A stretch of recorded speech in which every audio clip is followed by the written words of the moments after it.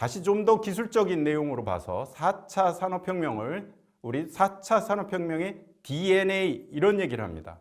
여러분들이 신문기사에서도 봤을 수 있는데요. DNA 그러면 우리 몸에 있는 또 사람들마다 구별을 하는 모든 동식물을 구별하는 그런 유전인자처럼 되어 있는데요. 4차 산업혁명의 유전인자 DNA는 무엇일까요? 여기에서 D는 데이터를 의미합니다.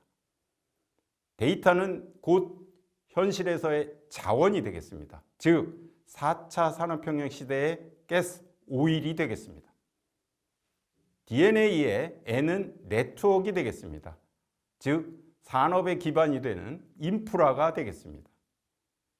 DNA의 A는 AI, 인공지능이 되겠고 어떠한 서비스를 만들고 가치 창출을 하게 됩니다. 따라서 4차 산업혁명의 DNA는 DNA라는 기술 인프라에 기반해서 산업 전 과정의 초연결 또 초지능화를 이루어내는 혁명 시대라고 할 수 있겠습니다.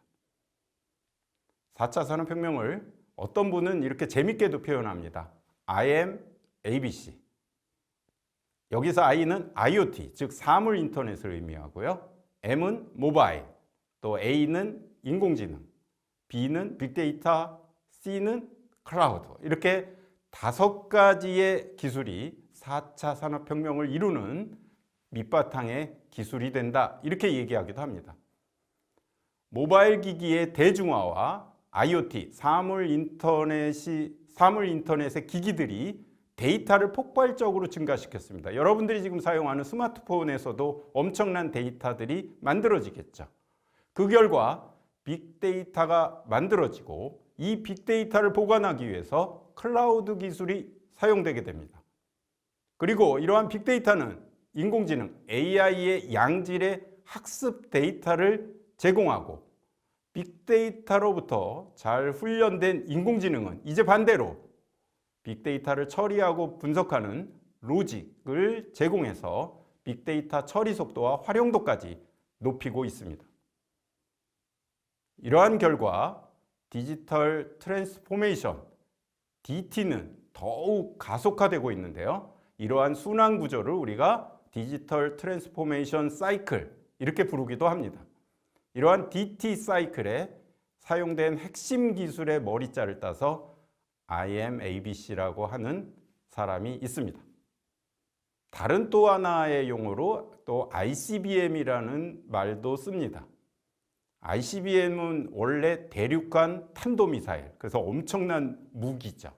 여기에 빗대서 ICBM, 즉 IoT, 클라우드, 빅데이터, 모바일 이렇게 얘기하는데요. 여기에 하나를 더해서 AICBM 이렇게 부릅니다. 그래서 맨 앞에 있는 A가 이제 AI까지 들어와서 우리는 AICBM 시대다 이렇게 부르기도 합니다. 여러분들은 다양하게 우리가 4차 산업혁명의 기술을 이렇게 요약했는데요. 공통적인 내용이 있겠습니다. 당연히 인공지능이 핵심이 되고요. 여기에 IoT, 빅데이터, 모바일이 모든 곳에 다 들어간다는 것을 알 수 있겠습니다. 여러분들은 지금도 만약에 모바일 네트워크, 즉 스마트폰이 통신이 끊기거나 데이터를 사용할 수 없다면 엄청나게 화가 나겠죠. 또 아무 일도 못할 것입니다. 이러한 모바일 네트워크는 네트워크이란 넷과 워크의 합성어로 일하는 그물 이렇게 번역할 수 있는데요. 그물처럼 서로 엮여서 일하는 것, 이것이 네트워크라고 할 수 있겠습니다. 이것을 컴퓨터 통신에 접목해 보면 각종 통신 장비들이 서로 연결이 되어서 데이터를 교환하면서 일하는 통신망, 이것을 우리는 컴퓨터 네트워크, 데이터 네트워크라고 할 수 있겠습니다. 하나로 네트워크를 연결하는 것을 우리는 인터 네트워크라고 하고요. 인터 네트워크를 줄여서 인터넷이라고 하기도 합니다. 여기서 여러분들은 오해하지 마십시오. 여러분들이 사용하는 인터넷은 좀 다른 의미가 됩니다. 우리가 일반적으로 사용하는 인터넷은 1973년도에 네트워크의 네트워크를 구현해서 모든 컴퓨터를 하나의 통신망에 연결하고자 하는 인터내셔널 네트워크의 줄임말입니다. 인터 네트워크와 인터내셔널 네트워크는 좀 다른 의미죠. 이제 통신망은 유선이 아니라 무선으로 완전히 발전을 했습니다. 그래서 여러분들은 지금 5G, 5 제너레이션 네트워크를 사용하고 있겠죠. 여기 그림처럼 이제 2020년 이후에는 여러분들은 5G를 이용해서 VR, 홀로그램, 이제 자율주행차까지도 서비스되는 시대를 살고 있습니다. 모바일 통신망 쪽에서 원지는 아날로그 통신으로 음성 신호를 디지털로 변환해서 아날로그 전송했습니다. 이때는 데이터를 어떻게 보낼 수도 없는 그런 상황이었죠. 혹시 CDMA라는 거 우리나라에서 개발을 해서 굉장히 세계에 널리 펼친 그런 기술이 되는데요. 이것이 2G였습니다. 여러분 혹시 이러한 폰을 기억하시는지요? 디지털 통신으로 음성 신호를 0과 1인 디지털 신호로 압축해서 보내기 때문에 그 당시에 용량이 굉장히 작았고요. 주파수를 좀 효율적으로는 사용했는데요. 문자와 텍스트를 단순하게 주고받는 인터넷 정도를 했습니다. 이러다 WCDMA 기억하시는지요? 영상 통화가 가능하고 멀티미디어 수준의 인터넷을 할 수 있다 그래서 우리가 광고가 어마어마했던 것을 기억을 하실 것 같습니다. 이때 이제 스마트폰이 대중화가 됐죠. 또 유심 칩을 탑재해서 금융 서비스를 이때 여러분들은 했습니다.